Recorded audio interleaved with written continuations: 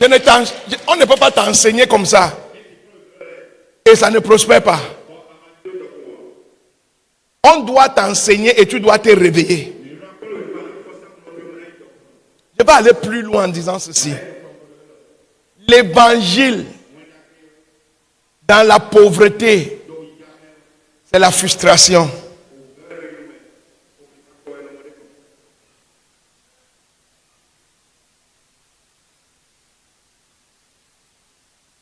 Je vais aller encore plus loin. Si tu es à l'église, tu pries, tu chantes, tu danses, tu crois en Dieu. Et tu es pauvre. Toute ta danse, toutes tes prières, là, tu seras frustré.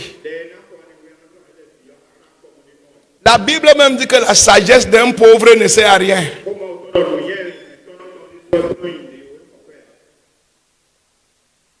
Donc pendant que tu pries, pendant que tu aspires au salut, pendant que tu aspires à la vie éternelle, tu dois aspirer au Dieu qui élève les hommes. Tu dois aspirer au Dieu qui prospère les hommes. Je vous dis en vérité, ce qui rend les enfants de Dieu pauvres, ce n'est pas Dieu, c'est la paresse.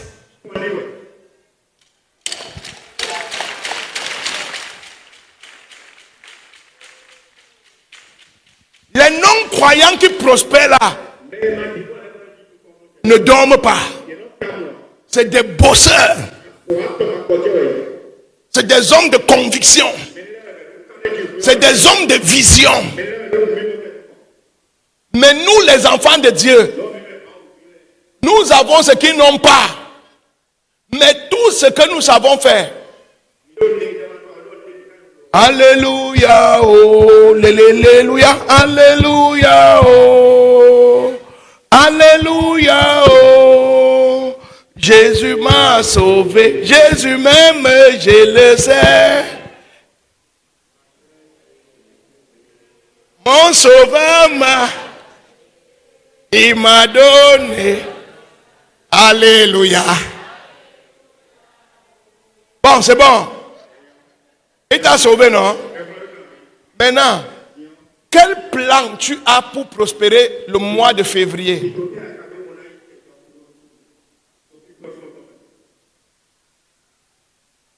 Quel plan tu as pour prospérer au mois de... Voilà où les chrétiens deviennent pauvres. Jésus m'a sauvé. Jésus m'a lavé. Jésus m'a donné la prospérité. Il m'a donné la guérison. Il m'a donné la délivrance. Mais c'est toi qui es pauvre. C'est toi qui es malade. C'est toi qui es endetté. C'est toi qui es oppressé par les sorciers. Mais que tu chantes. Je suis la tête et non la queue. Je suis la tête et non la queue. Il m'a sauvé, il m'a sauvé, il m'a touché, il m'a touché, il m'a lavé, il m'a... C'est où tout ce que tu chantes là?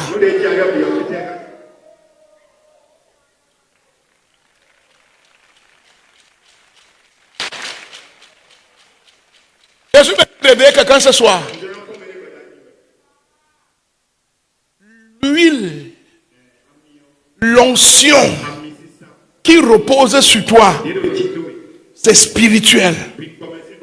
Maintenant, ton travail, ta vision, ta détermination, ta constance, c'est ça qui donne forme à l'onction que tu portes.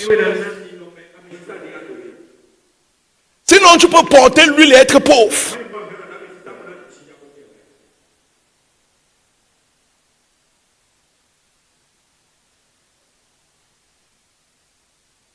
Je répète encore.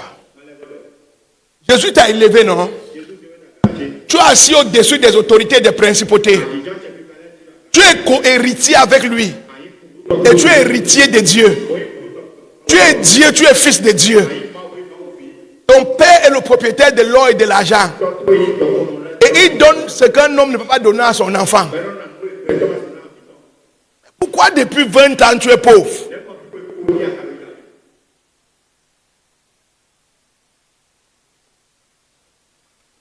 Non, n'acclame pas.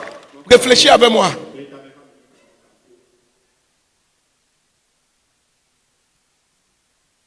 Je t'ai posé une simple question qui va t'aider à répondre. Nous sommes en fin janvier. Voici février qui commence. Quel est ton plan de prospérité en février? Il y a des gens qui ont zéro plan. Février va passer, mars va passer, avril va passer, mai va passer. Il est à l'église, il danse, il rentre, il prépare, il mange, il part au travail, il rentre, il dort. C'est fini.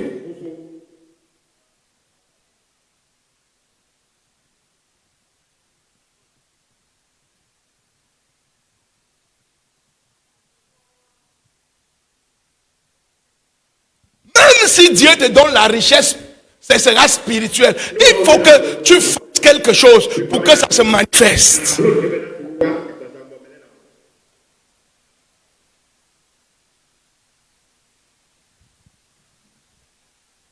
Demande à ton voisin. Voici un janvier qui est fini. Qui est en train de finir. Quel a été ton plan? Et quel est le bilan de janvier? Demande à ton voisin très sincèrement. L'année, un mois, c'est à brûler. Comme c'était un jour. Un an va se brûler comme c'était aussi un jour. Voici janvier qui te passe reposer. Quel était ton plan le 31? Et nous sommes le 20 quelque chose aujourd'hui. Qu'est-ce que tu as déjà accompli pour ce premier mois? Ou qu'est-ce que tu es en train de faire? Les gens qui prospèrent chaque mois, ils accomplissent quelque chose. Chaque mois. Un mois ne passe pas sans qu'il n'ait avancé. Pas la force, pas la lutte, pas les veillées. Mais il a quelque chose qui peut montrer après un mois. Si tu attends un an, après un an, tu pourrais être très surpris. Que tu n'as rien fait en un an. Il dit que tout ce que tes mains trouvent à faire, fais-le bien. Fais-le.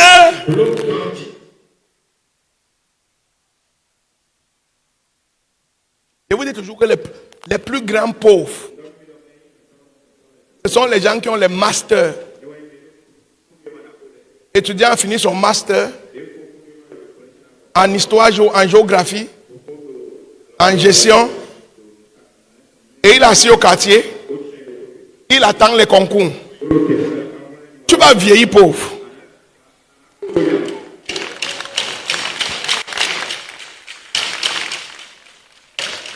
La richesse ne vient pas des concours. La richesse vient de ce que tes mains trouvent à faire.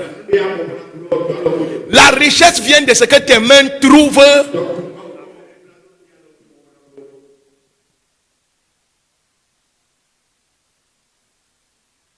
S'il faut aller creuser les puits avec ton master, va creuser. Si c'est les chantiers que tu as, fais les chantiers. Si c'est Zeminjan qui est disponible, fais Zeminjan. C'est en faisant ça que Dieu va te connecter à quelqu'un qui va comprendre que tu es diplômé.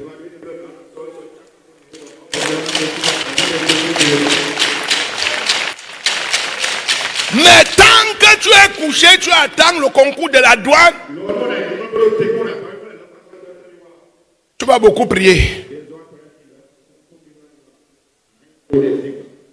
Et même l'argent des dossiers pour le concours, tu n'auras pas. Il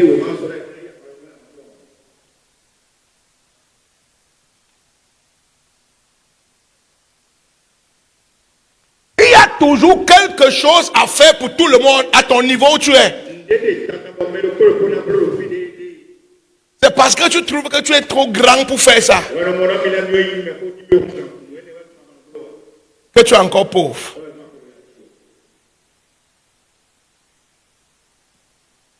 Ma soeur, le fait que tu mets la perruque ne veut pas dire que tu es riche. Tu mets la perruque, il y a combien dans ton compte?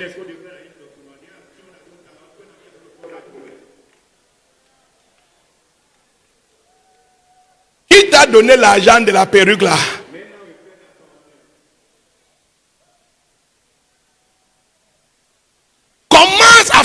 quelque chose. Commence à faire quelque chose.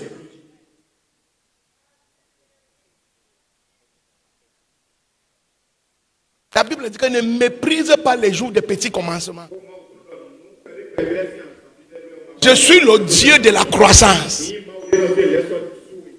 Ce ministère auto qui est partout dans le monde aujourd'hui, on a commencé dans la boue, on était 4.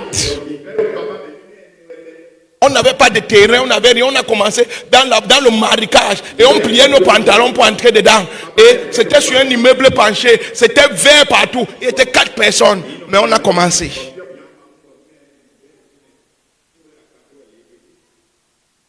Si on attendait à voir la salle, on attendait à voir l'argent pour louer la salle, on n'aurait jamais commencé.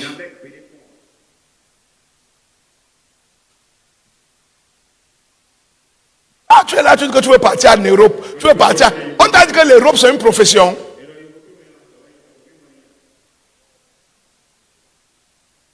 Tu es en Afrique. Tu dors jusqu'à 10 heures. Tu te réveilles, tu pars au Paris Football. Le soir, tu pars manger de corps, tu rentres, tu dors. Tu as 30 ans. Tu es chez maman qui se bat pour chercher ton billet d'avion. Et tu dis que quand je vais aller en Europe, je vais réussir. On t'a dit que parce que tu prends l'avion, le chat devient le tigre.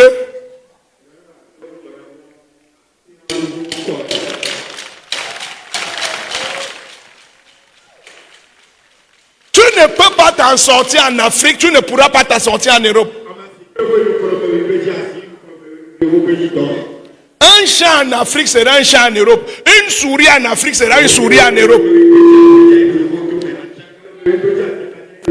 Un paresseux en Afrique sera un paresseux en Europe. L'avion ne transforme pas les gens. Ça les accompagne seulement.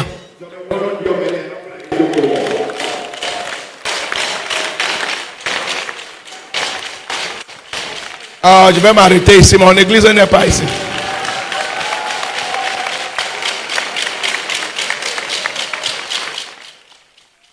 Enfant de Dieu, quelqu'un qui va prospérer, commence par prospérer dans les petites choses. Joseph n'est pas devenu premier ministre en Égypte. Il a commencé comme esclave dans la maison de Potiphar et il a prospéré comme esclave.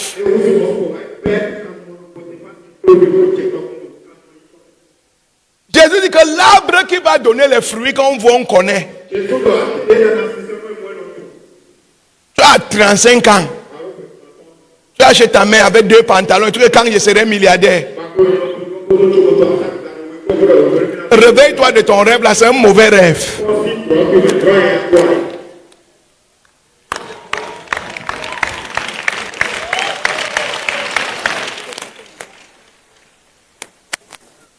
Est-ce que je réveille quelqu'un ici? Oui, papa.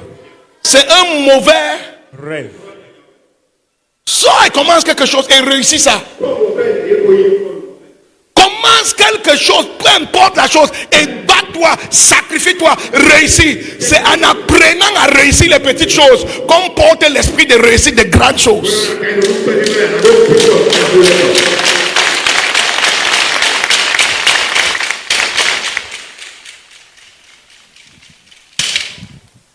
J'ai un ami qui est venu me voir, papa. Je vais faire le commerce. Un ami, on a grandi ensemble, donc on était vraiment proche de moi, un vrai ami. Bon, ami d'avant. Parce que quand ta vie change, tu changes d'amis. C'est comme ça. Si tu ne changes pas, les amis là vont t'empoisonner.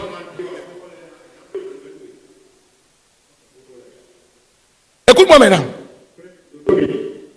Il dit, je vais faire le commerce. Qu'est-ce que tu as besoin? J'ai besoin que tu m'aides avec 10 millions. Je l'ai regardé comme ça. 10 millions n'était pas le problème. C'est un frère. C'est un ami. Mais je sais que même si je lui donne 100 millions, il ne peut rien faire. Il n'a jamais rien fait dans sa vie. Même si je lui donne 200 millions, je reviens après 1 an, ça va finir. Il ne sait pas faire quelque chose.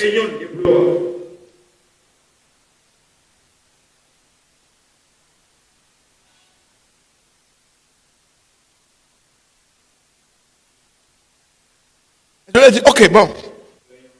Je vais d'abord te donner 500 000. Au lieu de dire que tu vas aller acheter les conteneurs, va au marché où on détaille. Commence à acheter en détail, toi-même tu vends.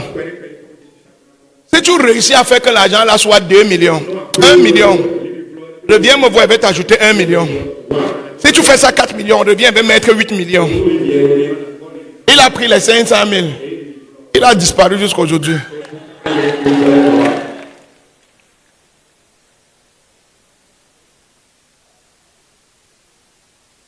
Il ne sait rien faire. Il est couché à la maison avec les diplômes. Il ne sait. Il n'a pas appris à faire quelque chose.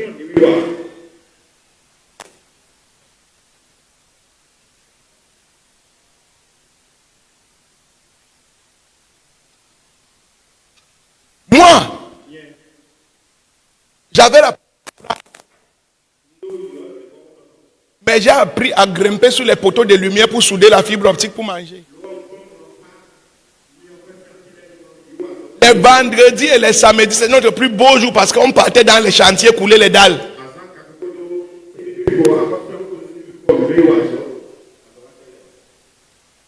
Depuis que je suis en 6e, jusqu'en terminale, personne n'a plus jamais payé mon école. Ma mère a arrêté de payer mon école à l'école primaire. À partir de 6e, j'ai payé mes études pour ma petite soeur jusqu'en terminale.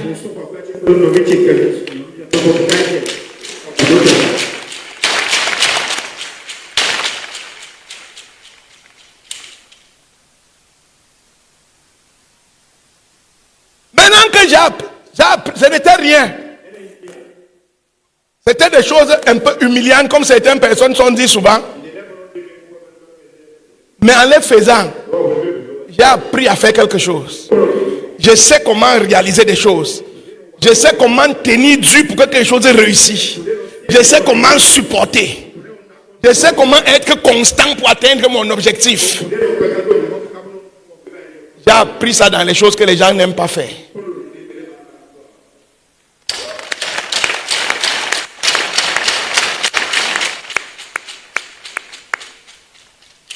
Ce n'est pas parce que tu es marié que tu vas te coucher chez ton mari matin, midi, soir, attendre la ration.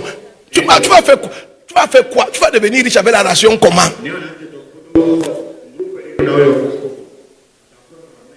Mets un comptoir devant la porte là. Et mets le Dieu autour dans le comptoir là. Quand en 1 an le comptoir devient la boutique, en 2 ans ça devient 2 boutiques, en 3 ans tu as un supermarché et tu commences la ligne de Lomé, Nigeria, Chine, Dubaï.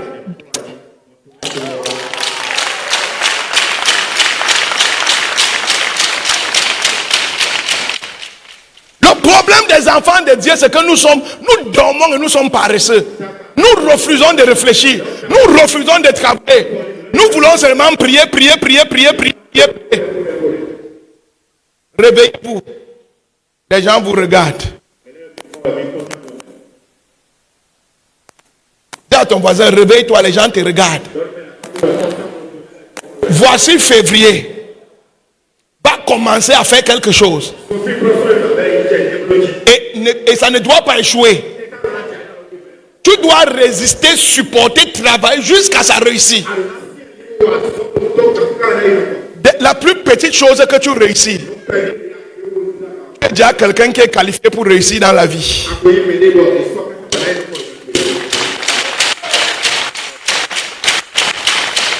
C'est pour ça que les gens qui renvoient à demain ne peuvent jamais réussir. Non, je vais faire ça après demain. Non, demain, non, le mois prochain. Non, le mois prochain. Non.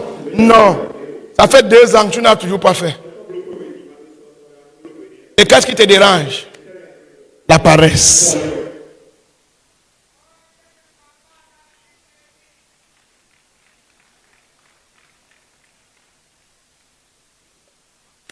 Regardez tous les hommes qui sont riches là. Ce n'est pas les dormeurs.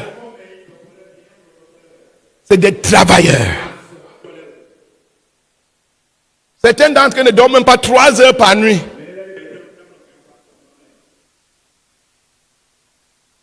J'ai travaillé chez un homme d'affaires au Cameroun une fois. On faisait les stages dans son truc pendant les vacances. On l'appelait Fokou. On pouvait l'insulter de sorcier, de tout. Mais une chose que moi j'ai appris à côté de lui. Tu viens au travail à 7 heures. Il est déjà là depuis longtemps. Pour rentrer à 20 heures, il est toujours là. À 1 heure, il est là. Mais vous venez à 7 heures. Avec tous les milliards que tu as, tu travailles encore quoi?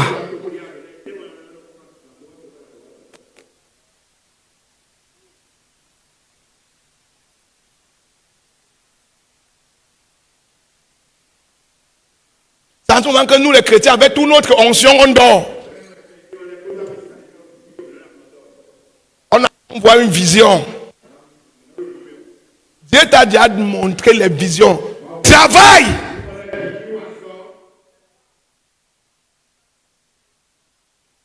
Proverbe dit que le paresseux n'a pas droit au salaire. Mais la main qui travaille sera saturée d'abondance.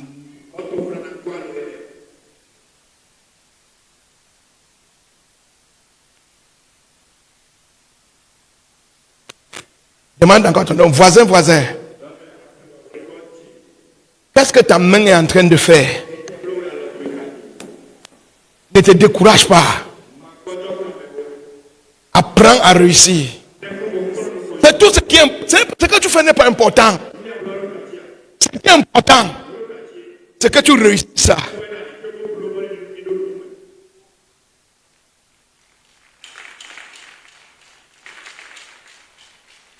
Dis encore à ton voisin, ce que tu fais n'est pas important. Ce qui est important, c'est que tu réussis ce que tu es en train de faire.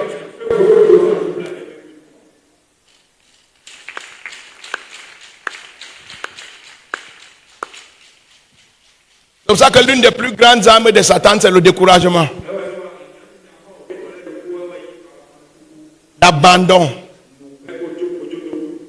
Les offenses, les énervements, les blessures. C'est ça qui empêche aux gens d'apprendre à réussir.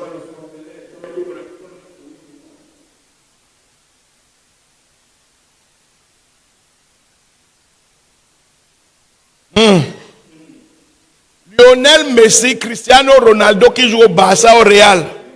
C'est le même ballon qu'il a pris à jouer derrière sa cour ou au stade au quartier. C'est le même ballon là qui joue au Real. Ce n'est pas un nouveau ballon. C'est le même ballon qu'il a pris en transpirance. C'est le même ballon que tout le monde apprécie. Ce n'est pas un nouveau ballon. La petite réussite, quand tu seras exposé, c'est la même chaleur que tu as pris là qui va...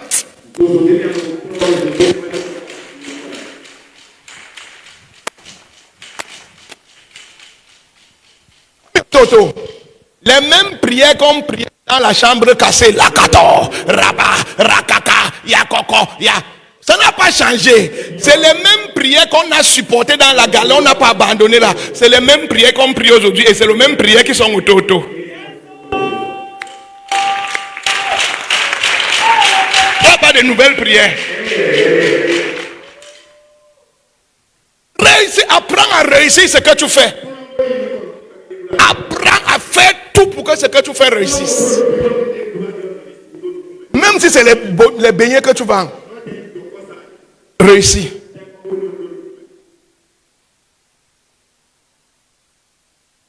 Ne mangez pas tout de suite. En tout cas, mon mari va encore me donner 10 000. Ah, fais-le. Ah, en tout cas, prends les 5 000, prends les 2 000. Même si ça finit, quand mon mari voit qu'il n'a plus l'argent, il va encore me donner l'argent. Tu ne peux jamais réussir.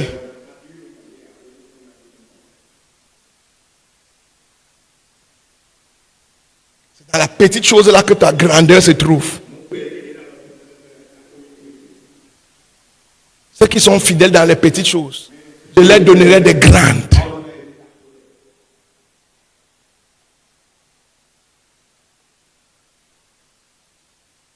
Ça sent ce que je dis. Deuxième chose, pour réussir, dépense moins que ce que tu gagnes.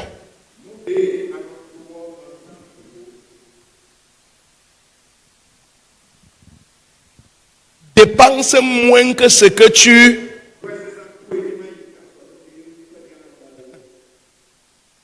La richesse commence quand tu es capable d'économiser dans ce que tu gagnes sans tout dépenser.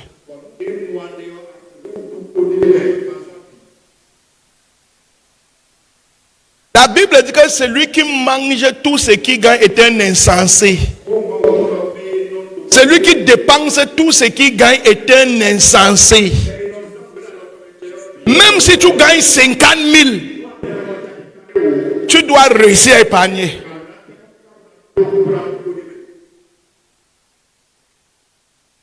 Tant que tu n'épargnes pas, ne rêve pas que tu peux être riche. Ce n'est pas forcément ce que tu épargnes qui va te rendre riche. Mais c'est l'esprit d'épargne qui va te rendre riche. Let me explain this. Épargner 10 000 pendant 20 ans ne va pas te rendre riche. Mais si tu réussis à épargner 10 000 pendant 1 an, alors que tu touches 50 000, tu épargnes 15 000 et tu dépenses 35 000. Les 15 000 là, au bout de 1 an, a déjà mis un esprit en toi de prospérité. La discipline là, le sacrifice là, a déjà mis l'esprit. Dieu connaît déjà que tu es conscient que tu veux prospérer. L'esprit là est déjà venu en toi. Et tu vas voir miraculeusement comment les 15 000 que tu as épargnés, les opportunités vont venir autour de 15 000. Les portes vont s'ouvrir. Dieu va te confier plus. Parce que Dieu sait.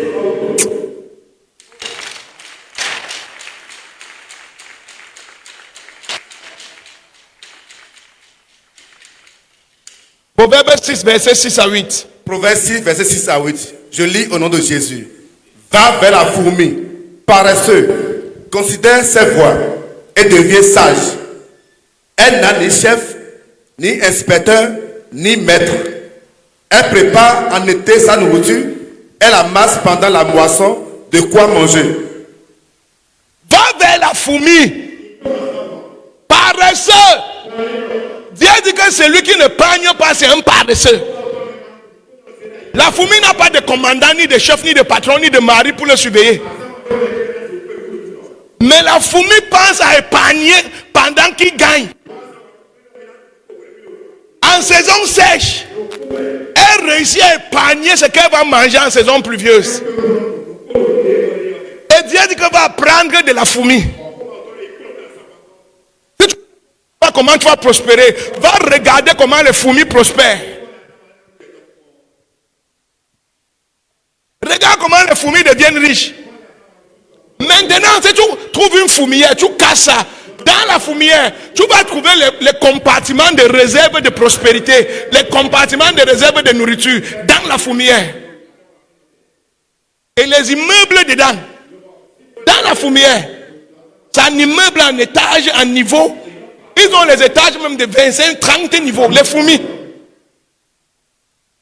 En ramassant un peu.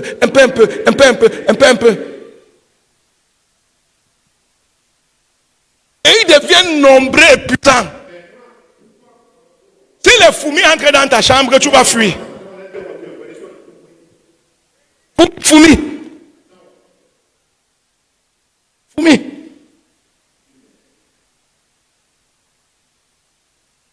Dieu dit que c'est des épargneurs. C'est l'épargne qui est le secret de leur richesse. Ce n'est pas ce que tu épargnes qui te rend riche. Discipline derrière l'épargne qui te rend riche.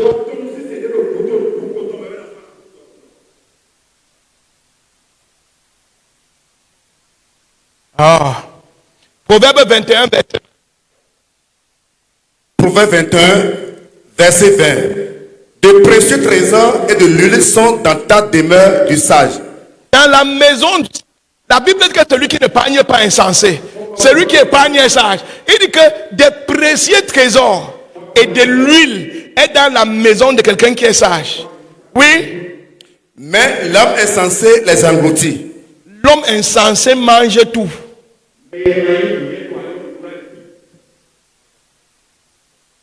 L'homme insensé mange tout.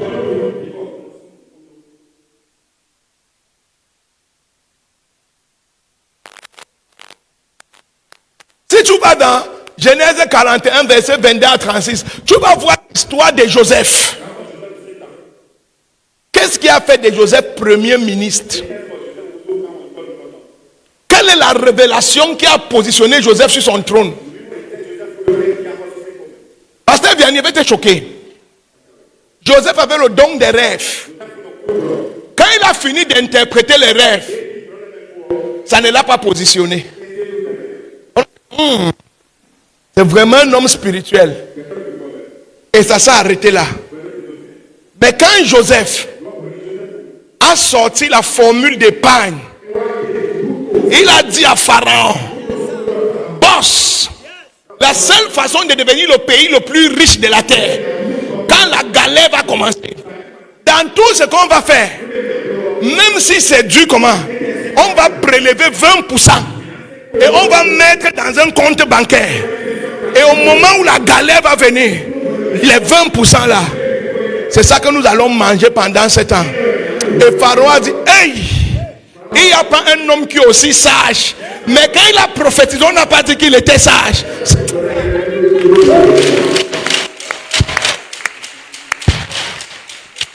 C'est pour ça que nous les pasteurs, on prophétise, on fait les délivrances, on dit qu'ils font les bruits. Parce qu'en dehors des prophéties, on n'a aucune sagesse.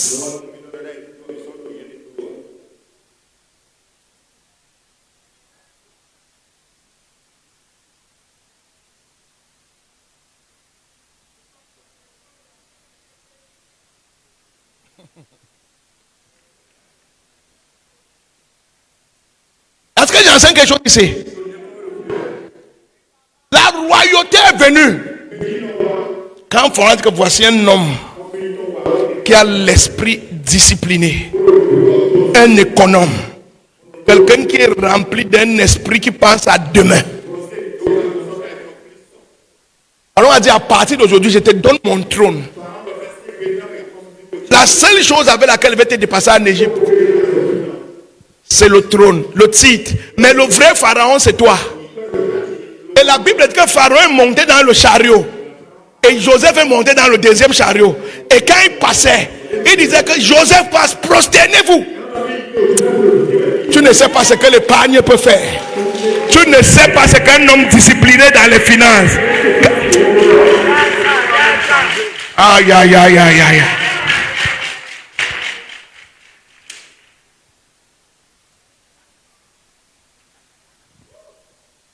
Joseph, c'est ce que l'épargne peut faire. Un homme qui peut épargner, un homme qui est discipliné. Quand tu vas passer, on va dire que tu passes.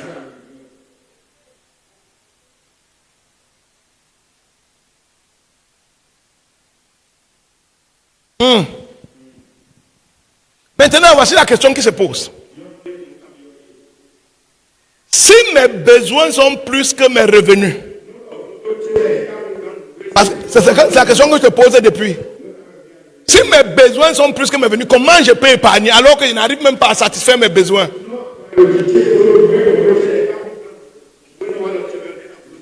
C'est particulièrement à ce moment que tout se joue. C'est à ce moment que Dieu va savoir si ta confiance est dans l'argent ou ta confiance est dans Jésus. Voilà où l'épreuve de la foi des finances se joue. Je t'explique. Pierre est dans le bateau et voit Jésus marcher sur la mer. Et il dit, Pierre, Jésus, si c'est toi, demande-moi de venir. Pierre dit à Jésus, viens. Jésus dit à Pierre, viens. Pierre sort du bateau, marche sur l'eau. Il marche sur l'eau comme s'il marche sur les carrosses. En regardant Jésus. Mais dès qu'il a arrêté de regarder Jésus, il a regardé l'eau. Et l'eau a eu des bruits. Pierre a eu peur. Et Pierre a commencé à dire, sauve-moi, sauve-moi. Mais tu marchais tout à l'heure sur l'eau. Qu'est-ce qui te faisait marcher sur l'eau? Parce que tu regardais Jésus. Dès que tu as commencé à regarder que je ne peux pas payer mon loyer, j'ai ma femme, mes enfants peuvent aller à l'école, mon travail ne peut pas faire ceci, mon patron ne peut pas faire cela, mes finances ne peuvent pas faire ceci, je n'ai que 100 000, je n'ai que 200 000, ça ne me suffit même pas. Dès qu'il a commencé à regarder comme...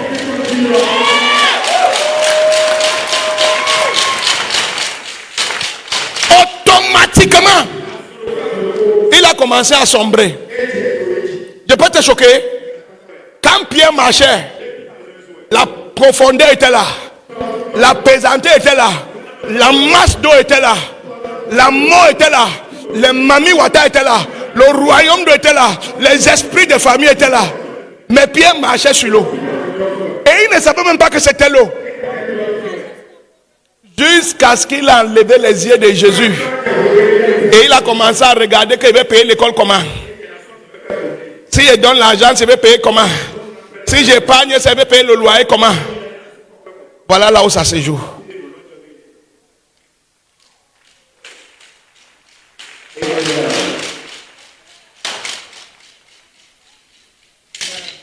Non, je n'enseigne pas bien ce soir.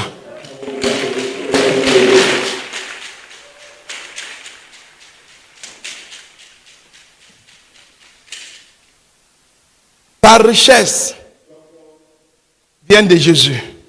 C'est pour ça que ce n'est pas ce que tu épargnes qui te rend riche, mais c'est la discipline d'épargner qui te rend riche.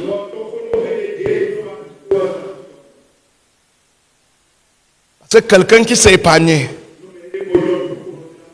va discipliner sa vie. Par exemple, là, quand tu te trouves au maquis le dimanche, tu bois 8 bières et tu offres 10 bières.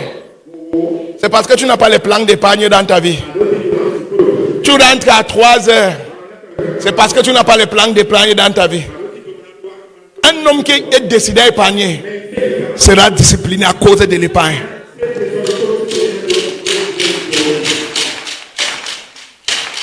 Je me rappelle au début, quand je gagnais de l'argent, je rentrais avec, même si j'ai faim comment, c'est ça que je vais rentrer manger, c'est que ma femme a préparé. Parce que ça fait 2000 de plus qu'on va épargner. Je vais aller m'asseoir au restaurant à goût, ignam pilé, Fanta, bouteille d'eau, ça fait 2500. Ah, on ne vit pas 2 fois. Mais on devient pauvre aussi une fois.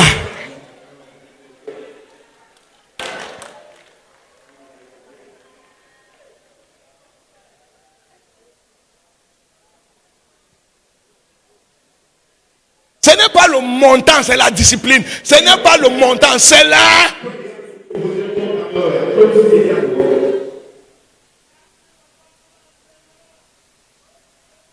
Et à ma grande, un jour on a épargné, tu te souviens? Jusqu'à ce que dans le compte on avait 1 million. Il a dit, hey, on est millionnaire, hey, hey, hey, hey. Peut-être c'était un miracle, parce que moi je ne sais pas comment 1 million est arrivé là-bas. Mais Dieu a vu l'esprit qu'il voulait.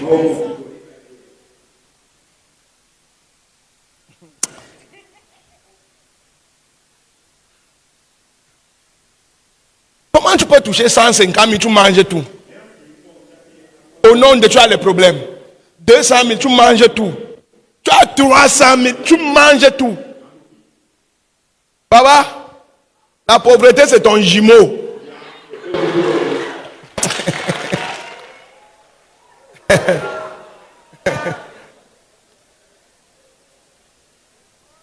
Ça c'est pertinent. Tu touches 100 000, 200 000.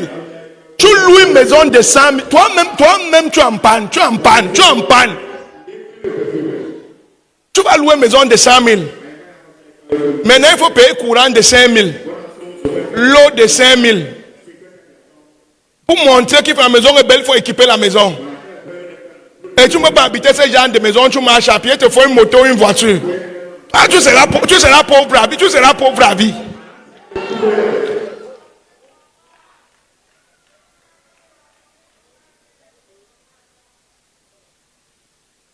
Moi, j'ai eu mon premier million, je dormais toujours sur le matelas.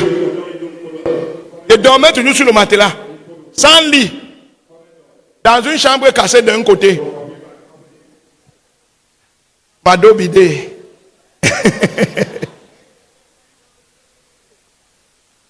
Parce qu'il va te montrer comment l'épargne a la capacité d'attirer les opportunités.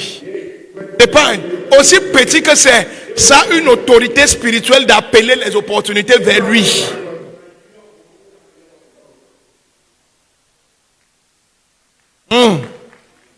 Non, je vais m'arrêter ici.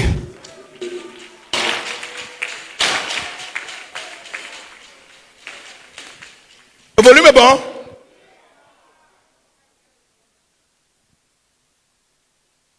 Maintenant, la Bible dit d'avoir la foi. La Bible dit que chaque jour suffit sa peine. La Bible dit que ne te soucie pas de demain. Demain aura soin de lui-même. Je vais équilibrer mon enseignement. La Bible dit que ne te soucie pas de demain. Demain aura soin de... Maintenant, si la Bible dit que ne te soucie pas de demain, que Dieu se soucie de demain. Que si Dieu donne la nourriture aux oiseaux, pourquoi toi tu vas t'inquiéter? Est-ce que tu n'es pas plus grand qu'un oiseau? Les oiseaux n'épargnent, ni ne sèment, ni ne moissonnent. Mais regarde comment ils sont beaux et en santé. Est-ce que tu n'es pas plus grand qu'un oiseau?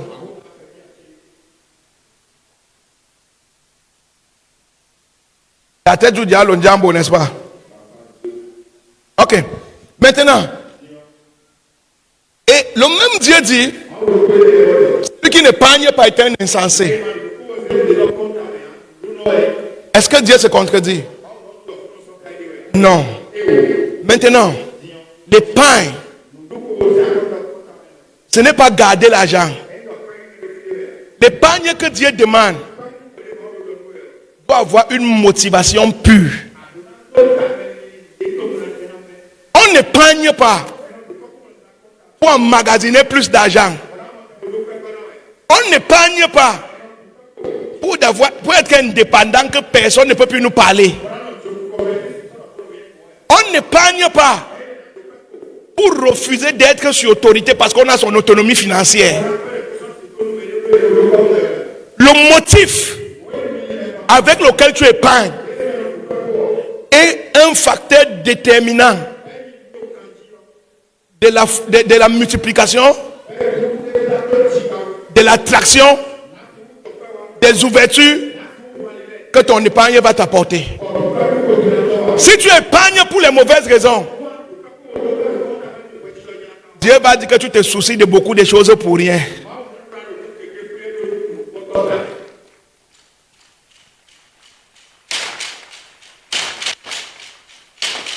Nous épargnons donc pour quelle raison? Nous épargnons premièrement pour laisser un héritage à la prochaine génération. Nous ne luttons pas premièrement pour nous. Quand tu épargnes, l'objectif principal doit être un héritage. La Bible dit qu'un homme bon laisse un héritage pour ses enfants, les enfants de ses enfants.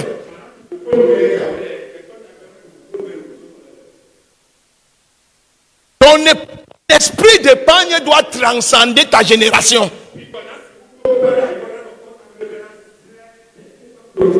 La raison pour laquelle tu te prives et tu te sacrifies doit transcender ta personne. Pour que la motivation de cette épargne soit pure et que l'esprit derrière cette épargne t'apporte les opportunités.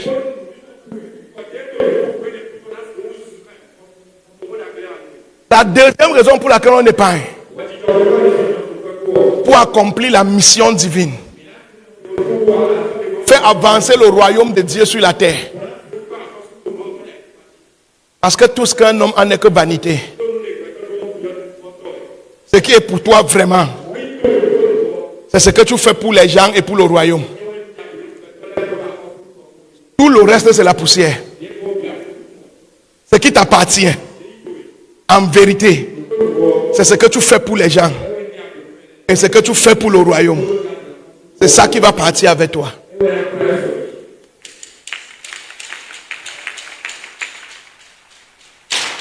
Même si tu as 40 maisons, tu vas tout laisser.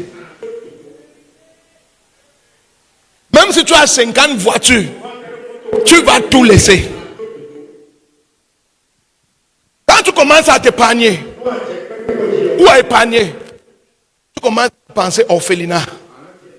Tu commences à penser église. Tu commences à penser organiser les croisades. Tu commences à penser offrir les instruments.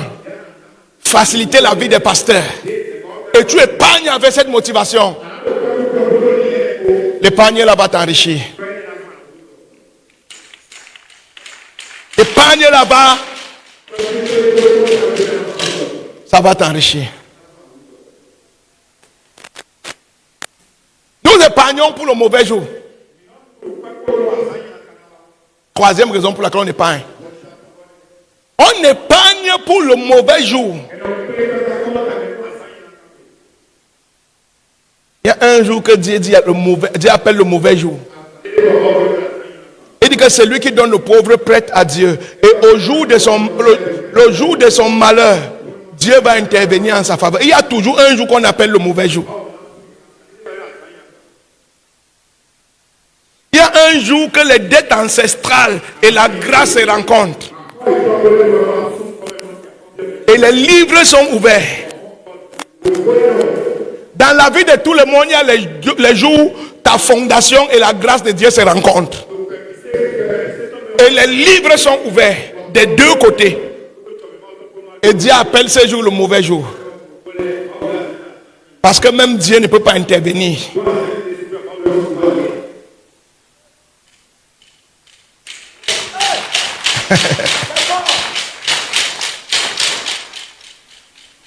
Mais quand tu épargnes au jour du mauvais jour, Dieu dit que l'homme riche achète sa vie avec l'argent.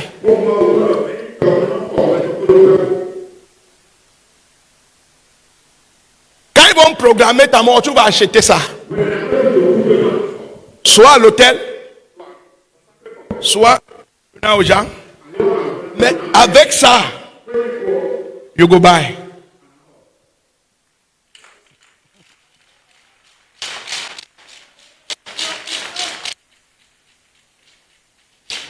Tu es pas en disant dans ton cœur, Seigneur, tu es mon Dieu. Ça, je prépare ça pour mon sacrifice au mauvais jour.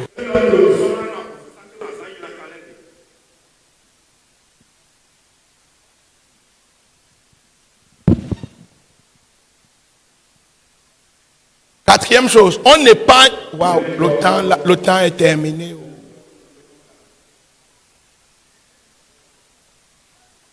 C'est bon, 5 minutes. Oh.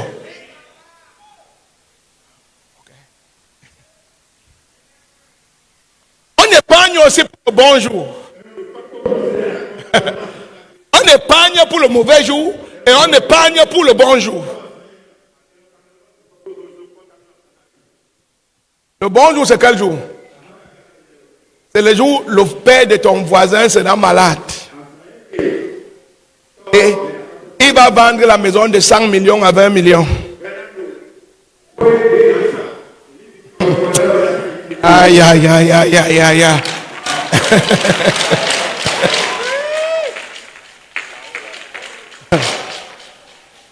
La Bible dit que la richesse des injustes, c'est pour les justes. Mais si tu n'as pas épargné, le jour que Dieu veut prendre de tes données, tu vas acheter avec quoi?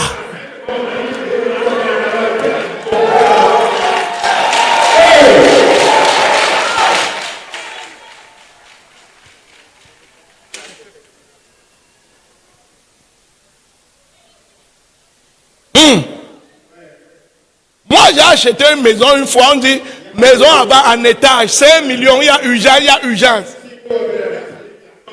J'ai payé. Un mois après, le goudron est passé. Transfert de richesses. Quelqu'un dit transfert de richesses. Mais il fallait que j'ai les 5 millions. Il fallait que j'ai les...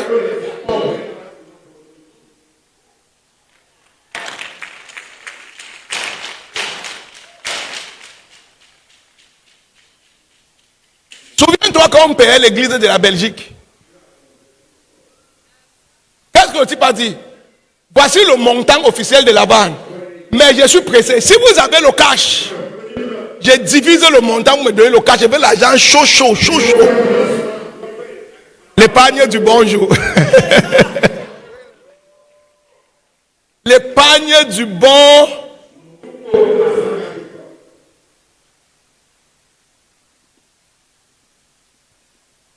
Quelqu'un qui m'a amené quelqu'un dernièrement à la maison, il dit j'ai une urgence dans un pays asiatique là.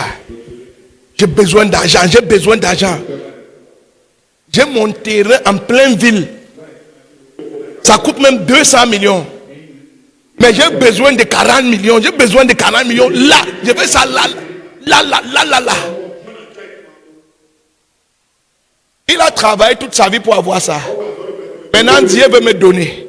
Mais si elle n'est pas épargnée, ce n'est pas la faute de Dieu.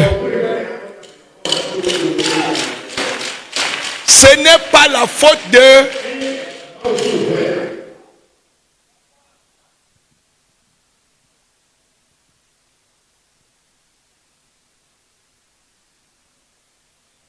Dieu va pas les braquer pour te donner leur richesse.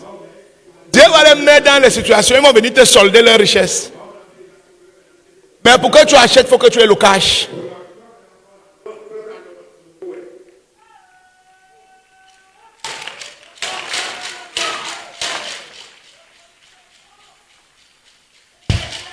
Je te dis comment on devient riche.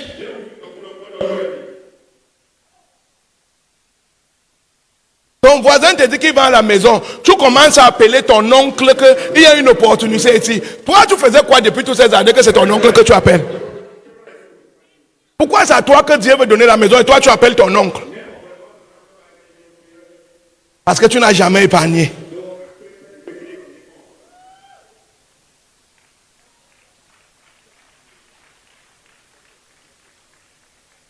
Parfois quand on dit même que c'est 10 millions, tu as épargné 1 million, tu dis arrête d'abord les 1 million, 6 mois les papiers, je vais te donner le reste, pas la foi.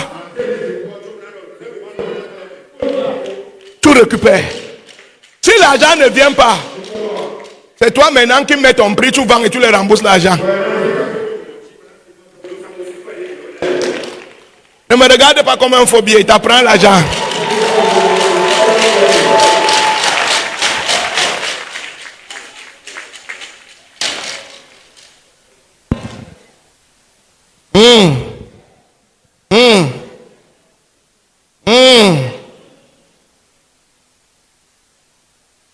C'est tellement important.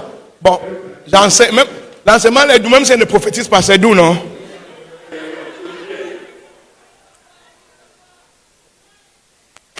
Tu as dit voilà, hein? C'est ça même. Donne-moi un amen. Maintenant, écoutez-moi. Il est très important de connaître la motivation pour laquelle tu épargnes. Plusieurs personnes épargnées et leurs épargnes ont disparu dans les banques. Les gens ont détourné ou bien après ils ont prêté que c'est parti. C'est parce que la motivation de ton épargne était mauvaise. Tu n'as pas épargné pour les bonnes raisons.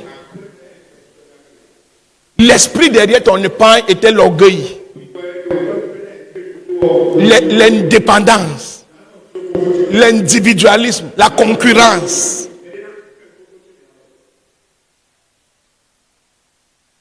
Ces gens d'épargne ne prospèrent pas.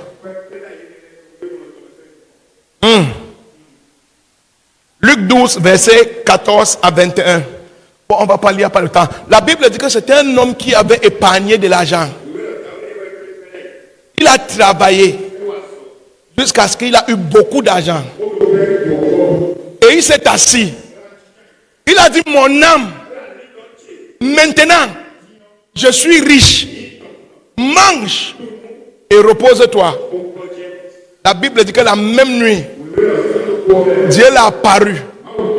Et Dieu lui a dit, espèce d'insensé. Aujourd'hui même, ton âme sera retirée.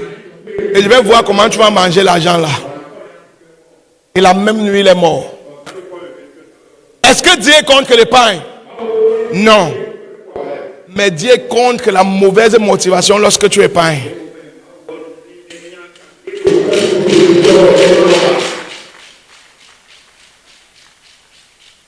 Je vais épargner parce qu'il veut dépasser mon frère. Je vais dépasser ma soeur. Je vais lui montrer. Ça ne peut pas prospérer.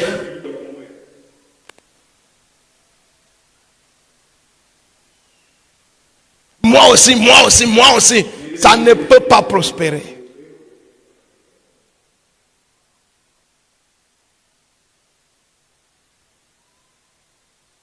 Voilà pourquoi les gens finissent le travail après 15 ans, ils sont pauvres. Tu vas prospérer. Tu vas prospérer. Et je vais finir ici. Où investir? Où épargner? Où sécuriser?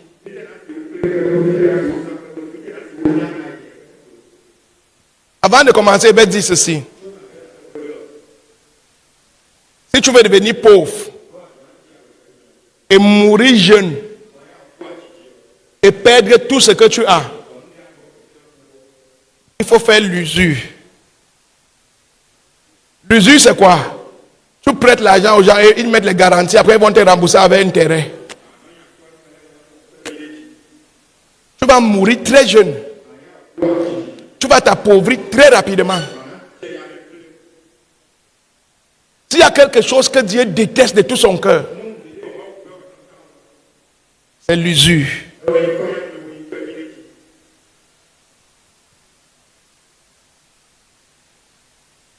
Ne prends jamais du bénéfice et ne tiens jamais quelqu'un au cou quand il est en train de pleurer. N'arrache pas. S'il vend, c'est une chose. Mais s'il prête, quand il est dans le malheur, ne met pas d'intérêt. Tu achètes son malheur. Tu achètes son... S'il te dit que je vends, Dieu veut transférer sa richesse. Mais s'il te dit que prête-moi, je mets en hypothèque. S'il t'a prêté 1000 francs, reprends 1000 francs. S'il avait un problème, reprends pas un 5 francs de plus.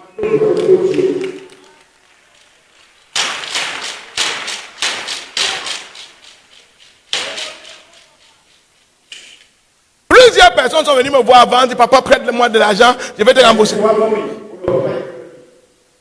Prête-moi 10 millions, prête-moi 3 millions, prête-moi 1 million, prête-moi 500 000. Dès que tu dis ça, je dis que mon frère, c'est l'argent de Dieu. Prends les 100 000 si c'est ma contribution pour ton problème. C'est cadeau, l'autre c'est cadeau, prends-tu pas, prends-tu pas.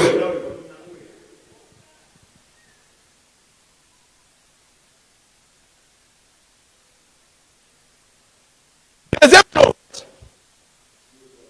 si tu ne veux pas devenir pauvre, on ne prête pas l'argent en famille. On donne.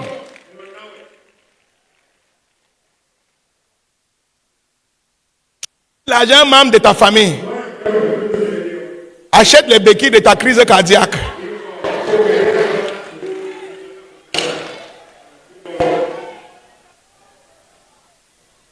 Peu importe le montant, donne, enlève ton cœur dessus.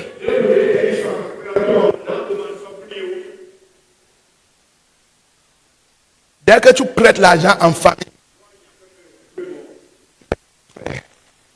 la sorcellerie de la famille va te détruire si tu demandes de l'argent là.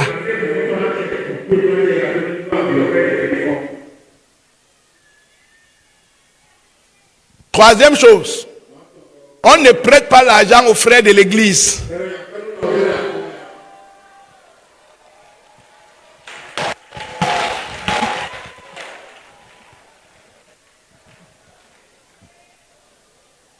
S'il ne te rembourse pas, tu l'amènes au tribunal.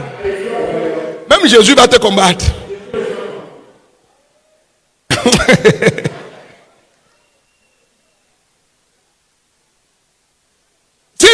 donner, il y a les gens à qui on donne, on ne prête pas.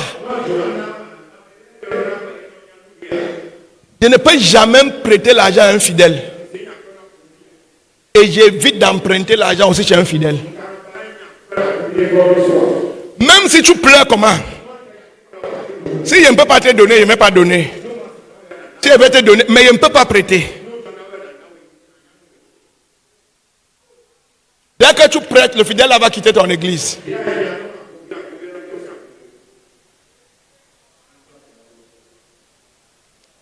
Tu as prêté ton argent à un groupe de personnes ici, non? Ils sont où aujourd'hui? Toutes.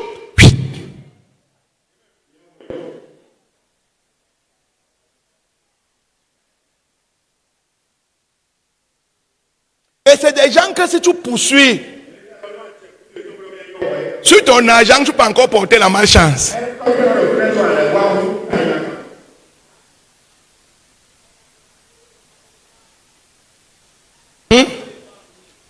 Pour les banques, c'est les transactions d'affaires. Si tu empruntes à la banque, rassure-toi d'avoir un bon investissement, tu rembourses et tu as ta marge de bénéfice.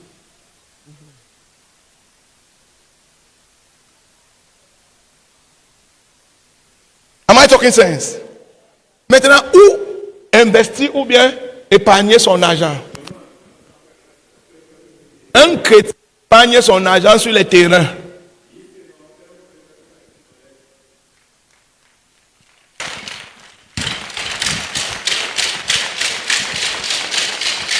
Un chrétien épargne son argent sur les... Il faut être suffisamment intelligent comme les catholiques. Les gars là sont intelligents. Tu ne t'es jamais demandé pourquoi dans tous les quartiers, les églises sont toujours placées en pleine ville. Aujourd'hui là, ce que tu appelles la forêt peut-être qu'après Boycon là-bas, ils savent déjà quel est le projet qui sera là-bas dans 30 ans. Ils sont déjà allés au cadastre regarder le plan de la ville là-bas. C'est dans 30 ans. Ils vont aller là-bas payer les hectares. Tu m'as dit que c'est le champ, non? Ils ont l'orphelinat. Ils ont le forage. Ils ont les animaux. Toi, tu es en train de dire que c'est les sœurs. Ce n'est pas les sœurs. Ils attendent 30 ans. Ils savent ce qui va sortir là-bas.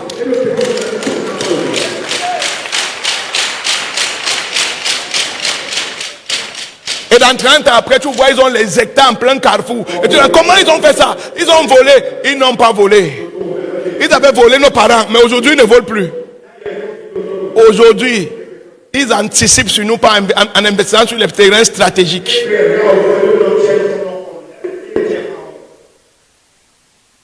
Comment tu n'es pas suffisamment intelligent de savoir que si on est en train de faire le goudron ici à Tori, ça veut dire que dans 2-3 ans, le prochain village va devenir la ville. Dès qu'on fait le goudron à Tori, il n'y a plus rien à Tori. Quitte Tori, va plus loin. Tu sais que le prochain projet c'est vers là. Ça peut faire 5 ans. Paye en bordure de route, tu laisses.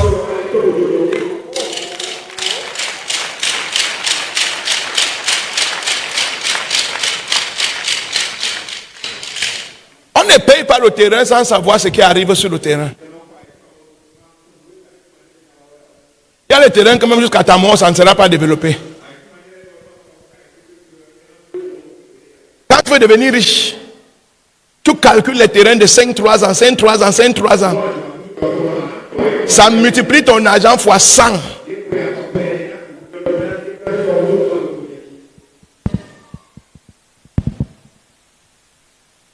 On vendait les hectares à Tori dernièrement. 1 million d'hectares. Aujourd'hui, ça fait 3 ans. Une parcelle, c'est 15 millions. Une parcelle.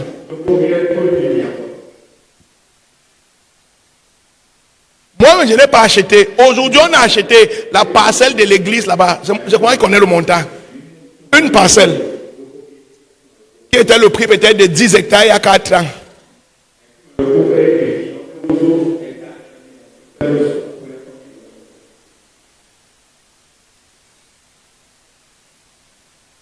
Toi, tu peux acheter greffe brésilienne alors qu'il y a les terrains à côté de toi pour faire quoi avec? 180 000. C'est déjà l'argent de 3 terrains dans le village qui est loin de toi là.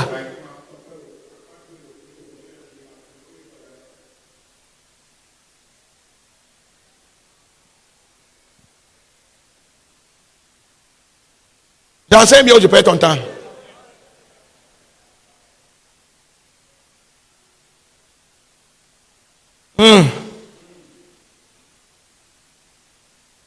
On épargne en gardant l'argent. Tu dois toujours avoir un peu d'argent gardé. Seul un fou reste sans rien garder. Et l'argent qu'on garde, ce n'est pas ton argent. Quand tu gardes ça, tu n'as pas l'argent. Même si le ciel tourne. Sauf Dieu. Sauf instruction claire de Dieu. Quand tu gardes ça, tu n'as pas l'argent. L'argent est programmé soit pour le jour du bonheur ou le jour du malheur. Ce genre d'argent n'existe pas. Ça n'existe. Même si tu dois affamer, même si le bailleur te chasse, ce genre d'argent n'existe.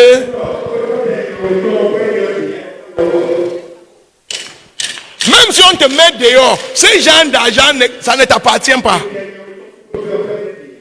Aucun homme ne doit, même si c'est 100 000, ça doit être déposé quelque part. Mon frère, Poutine et Trump peuvent faire les bêtises, après-demain ils lâchent une bombe nucléaire, comme ils se font comme s'ils ne sont pas normaux là. Toi, tu n'as même pas l'argent du bus pour fuir dans la forêt de ton village.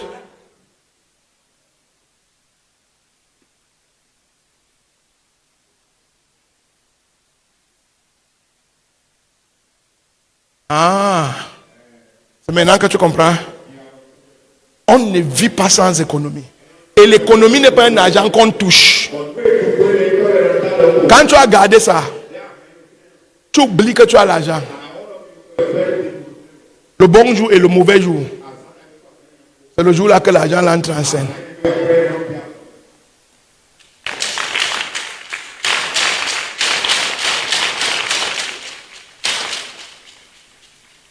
Un chrétien investit dans les compagnies. Surtout les pasteurs. Les pasteurs n'ont pas le temps de faire le commerce. De venir compter les recettes chaque soir. Il faut investir où l'argent va travailler pendant que toi tu sers Dieu.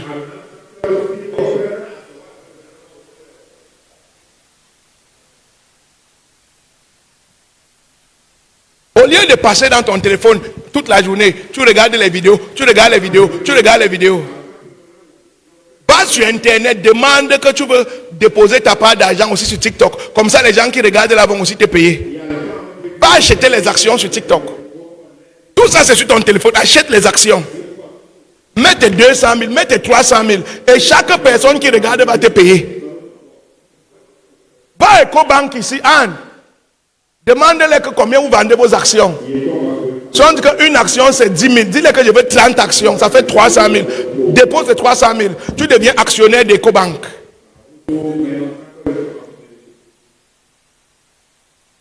Vous apprenez un peu?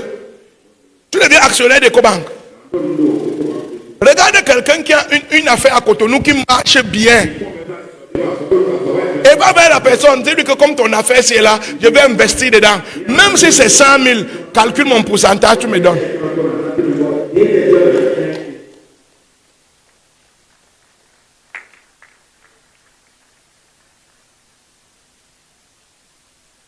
Ne cherche pas à avoir la mentalité des pauvres. Hein. C'est de vouloir avoir mon business. Je vais être le propriétaire. L'homme le plus riche du monde n'a que 12% dans sa société. Elon Musk. Il n'a que 12% de Tesla. Ce n'est pas sa société. Mais malgré les 12%, il est devenu l'homme le plus riche. Ce n'est pas être propriétaire qui te rend riche. C'est ce que les actions génèrent qui te rendent riche.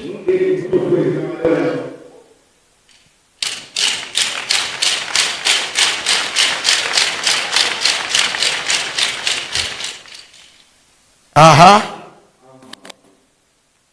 Même si tu as 100 000, dépose quelque part, tu sais que c'est là. C'est que quand tu as mis ton argent dans une banque, même si aujourd'hui je vais vendre mes actions, je peux le vendre. Aujourd'hui, avant une heure, je vais vendre mon argent. Va dans les compagnies d'assurance. Tu arrives dans les compagnies d'assurance. Tu dis que je vais déposer mon argent comme actionnaire dans votre assurance. Voilà les sociétés qui ne meurent jamais. Ici, les papiers seulement aux gens qui impriment à l'imprimant, on leur donne l'argent.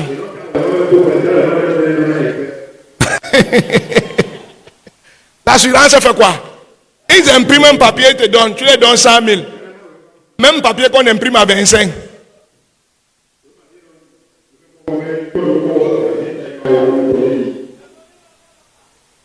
Mets ton argent là-bas, ça va produire.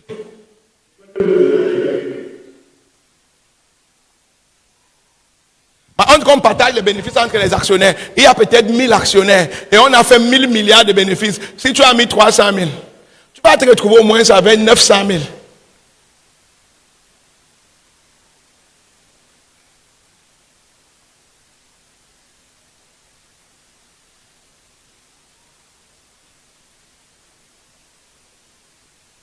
vois que la moto que tu achètes une deuxième moto, une troisième moto, c'est ta richesse que tu es en train de verser au sol. 400 000 de motos là, tu divises ça dans 2 investissements.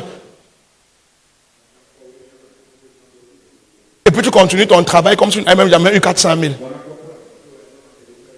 Les mêmes 400 000 vont te produire 4 millions dans quelques 2 ou 3 ans.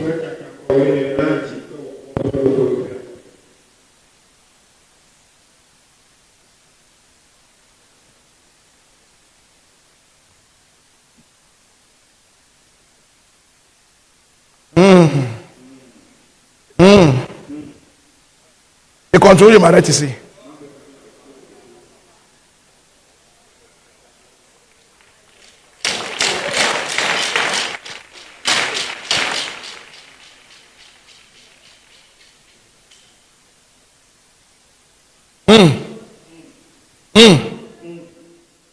Un dernier endroit, un chrétien doit investir. Je vais m'arrêter ici.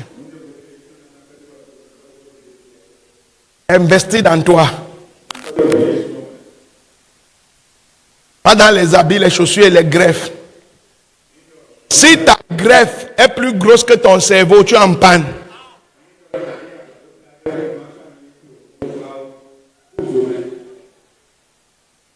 Si ton pantalon, ta chaussure est plus chère que les livres que tu lis, tu es en panne.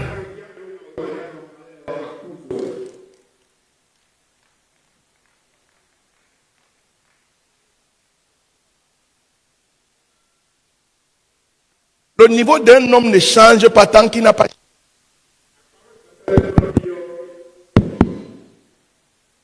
Investis pour que ta mentalité évolue.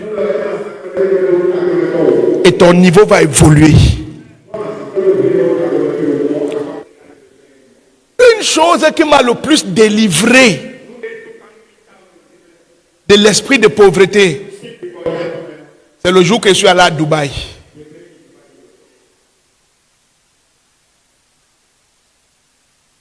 Il y a un esprit pas mal. Je suis arrivé à Dubaï, personne ne m'a prêché. Personne ne m'a parlé. Tu te souviens ce que je t'avais dit? Quand on a fait le tour de Dubaï, tu as dit quoi? Ah, ma femme, nous sommes pauvres.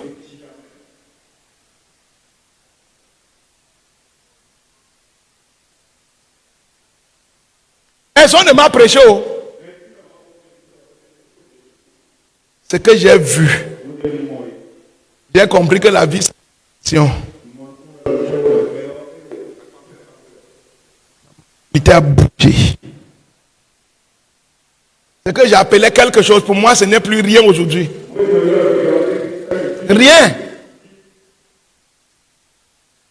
Mais s'il n'avait pas voyagé pour aller faire ce voyage, s'il n'avait pas fait ce voyage culturel, et non, le billet d'avion coûte cher. Je vais aller en Côte d'Ivoire. Je vais aller au Cameroun. Non, non. Avec l'argent, si je peux. Va voir.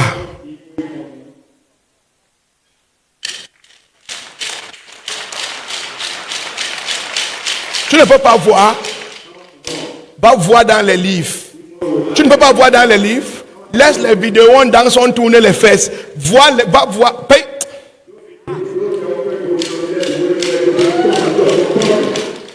Va voir des vidéos qui vont t'aider, qui vont t'instruire. Fais des formations en ligne. Achète une carte bancaire. Mets 50 000 dedans. On dit formation $20. Paye la formation en ligne. Fais ça. $30. Paye, fais. $40. Paye, fais. Quand tu vas finir 5 formations, ton niveau va bouger.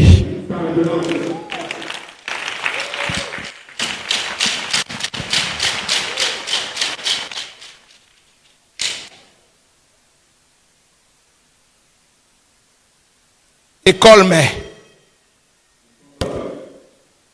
si tu es déjà fatigué,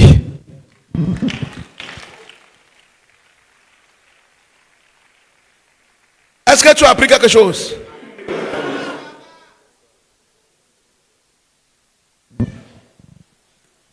Dis à ton voisin, je ne peux pas être pauvre. En plus de l'hôtel et ma connaissance, je ne peux pas être pauvre. I can't be poor. Même si je change de travail, I can't be poor. Même si je change de pays, I can't be poor. Même si je change de continent, I can't be.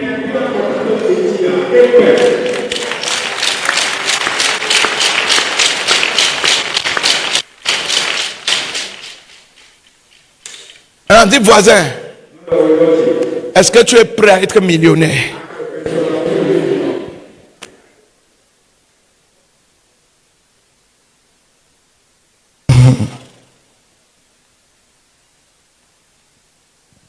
Je peux dire ça pour finir.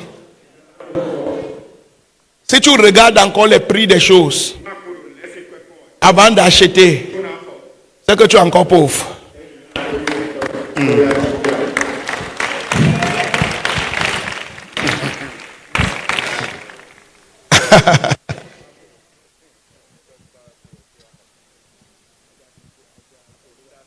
Je ne suis pas en train de... Je suis en train de provoquer la foi de quelqu'un ici. Il veut que quelqu'un sorte d'ici, déterminé à aller créer l'impact financièrement. Et toi qui as un peu d'argent, et tu marches au quartier comme une grenouille qui est constipée. Pour savoir que tu as l'argent, construis une grande maison. Si l'argent là reste, tu sauras que tu as commencé. Tant que tu n'as pas, il ne parle pas de la maison où tu habites, construis une vraie maison en ville. Quand tu finis ça, tu vas savoir si tu as l'argent ou pas.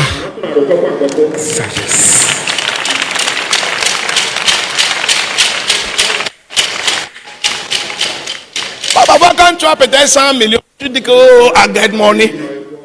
Paye de construire avec. Tu vas voir, toller l'argent là sera fini. C'est là que tu sauras que tu n'as pas l'argent.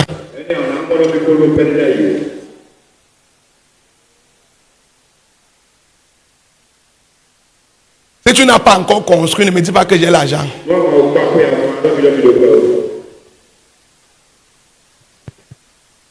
Est-ce que tu joues le championnat du village?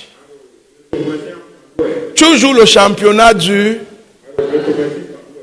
Viens à Cotonou, tu vas savoir qu'il y a le championnat de la ville. Proche-toi de la Rio, tu vas savoir qu'il y a le championnat. Maintenant, sors du Bénin, va à Dubaï, tu vas savoir qu'il y a la Coupe du Monde.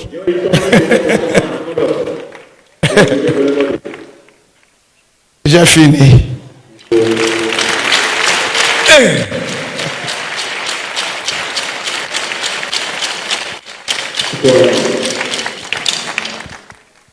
J'ai aidé quelqu'un ce soir. Oui, papa. Lève la main, dis mon père.